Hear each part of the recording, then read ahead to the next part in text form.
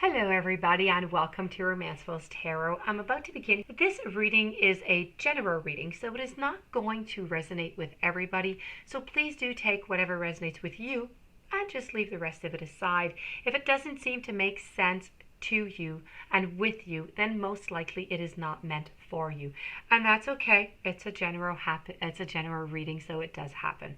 If ever you would like to have your own personal reading, you're in search of some answers, you're just not getting them, and nothing is quite clear, you're looking for some guidance, please do contact me at romancefulltarot@gmail.com, and it will be my great pleasure to send you the different type of readings so we can go and we can find those answers that you're searching for.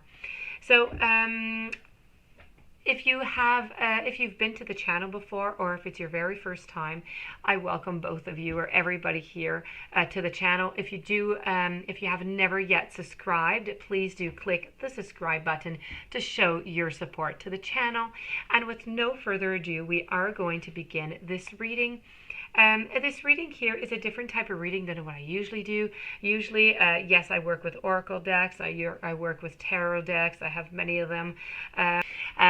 So that being said, after the blind spot reading, I'm going to give you also a heart and soul oracle deck card and a lover's oracle, because this is all about love. So it's love in the blind spot, heart and soul, and the lover's oracle. So with no further ado, let's begin, because I've babbled way too much already and I am not done. So here are my beautiful cards with all these sigils here, which seem quite strange, but have just the most fantastic meanings. So here you have I'm talking about meanings, your card is meaning, okay? So your blind spot, my dear friends, Gemini, is meaning. So when you draw this card here, you have assigned a meaning to this situation or an experience that is part of this situation. That is not an actual meaning of the experience or situation. Now, people search for a way of interpreting the implication of every experience in their life, seeking out the meaning of experiences in an advanced form of consciousness. But as we know all too well, there are pitfalls to advancement.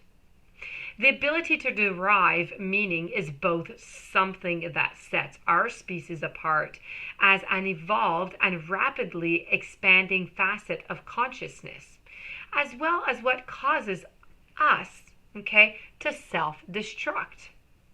The quality of our experience is flavored by one thing, and that is the meaning that we assign to the experience. It is critical to recognize that there is a difference between what we actually happened and the meaning of what happens. We must see the meaning that does not inherently exist into the world and in itself. It is interpretation, and it is best not to confuse interpretation with truth. If meaning does not inherently exist in an experience, we must and do assign it to the experience, and then we mistake the event and the meaning of the event for the same thing. You can destroy your whole life based on the meaning you assign to an event. For example, imagine a 3-year-old girl who asks her dad to play dolls, but he is on the phone. He yells at her to stop bugging him. This is a traumatic experience for her at her 3 years old. She takes it personally. Now, let's pretend the meaning she assigns to this event is, I am insignificant to my dad. That was not the meaning of the experience of the event for the father. The meaning for the father was, I'm busy right now, but the moment the little girl assigns that meaning to the event, it is as if it is colored lens comes up over her eyes, and from that moment on, all things that happen between her father and her are filtered through that colored lens. The truth is now colored, and it is also distorted by the perception that the meaning creates. Now, every time something happens between the father and the daughter, that causes her to feel bad. It will automatically strengthen that meanings that she's perceiving her life through. The colored lens get thicker and thicker until anything that doesn't reinforce it cannot pass through.